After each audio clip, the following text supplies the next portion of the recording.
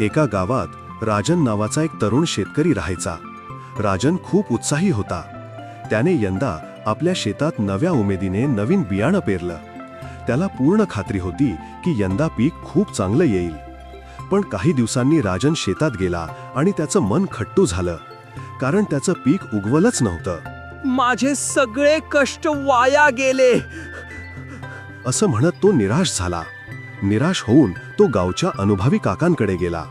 काकांनी त्याला हसून सांगितलं, अरे राजन, नुसत्या बिया बदलून काय फायदा? तू जमिनीला समजून घे, तिच्याशी बोल.